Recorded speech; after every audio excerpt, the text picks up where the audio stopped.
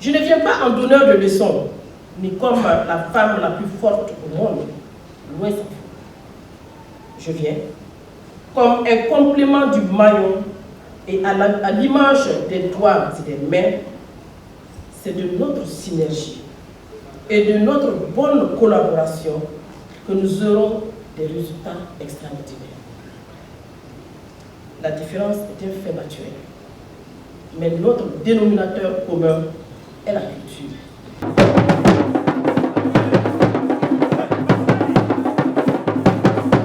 Élise Foniama Tchombiano Ilboudo, 4e vice-présidente de l'Assemblée nationale sous la 7e législature désormais, ministre en charge de la culture. Elle devra de ce fait conduire le navire culturel à bon port pour les prochaines années. Un navire dont les passagers ignorent pour le moment tout de la capitaine. C'est arrivé totalement différemment de ce qu'on pensait. Personnellement, cette dame, je ne la connais pas et beaucoup de respect pour les dames. Et j'espère qu'elle sera à la hauteur des attentes de Monsieur le Président du Faso. Non, il faut dire que nous, à notre niveau, la ministre de la Culture est quelqu'un d'assez nouveau pour nous. C'est la première fois que nous entendons parler. Bon, nous ne pensons pas que ce soit la chose la plus importante. La chose la plus importante, c'est de jeter rapidement un regard sur des revendications syndicales selon l'artiste reggae maker. Revendications qui, d'après lui, résolveraient au plus vite les maux qui minent le secteur de la culture.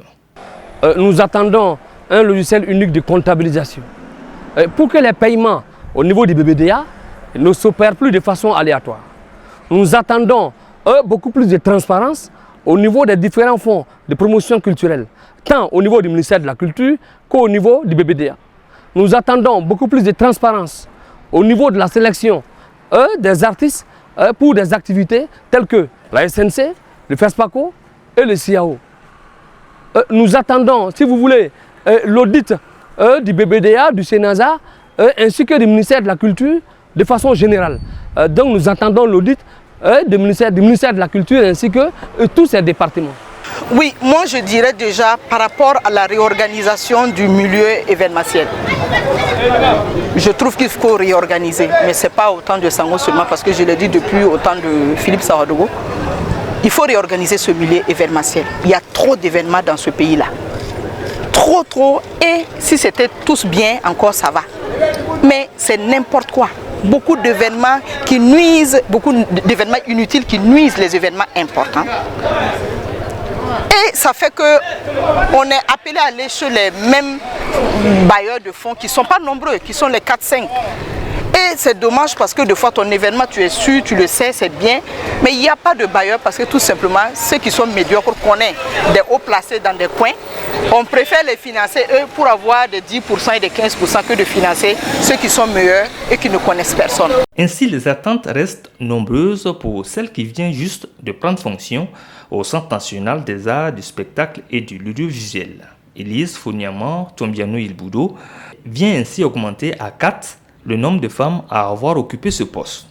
Déjà, pour commencer, on lui dit bonne arrivée. Et puis, c'est un sentiment de satisfaction, voilà, que de savoir qu'il y a une dame, voilà, à la tête de ce ministère-là, une dame, une femme et une mère, voilà, qui comprendra plus ses enfants. Vous savez que la femme et plus ses enfants, c'est un lien très fort. Donc, je pense que nos attentes là vont être comblées. Sur ce principe qui dit, un principe scientifique qui dit que la femme est capable, elle a une certaine capacité et à faire plusieurs choses à la fois. Donc moi je pense qu'avoir une femme dans un poste, il n'y a pas de crainte. Il n'y a pas de crainte, voilà, je ne vais pas me positionner, ce n'est pas un langage de féminisme, mais je pense que les gens doivent juste faire confiance et puis savoir que la femme dans toute sa sensibilité, dans le fait qu'elle est minutieuse dans tout ce qu'elle fait. Et moi je pense qu'elle va juste appliquer ça et ça va le faire. La nouvelle ministre connaît parfaitement l'histoire sociopolitique de ce pays pour avoir enseigné pendant longtemps l'histoire au secondaire.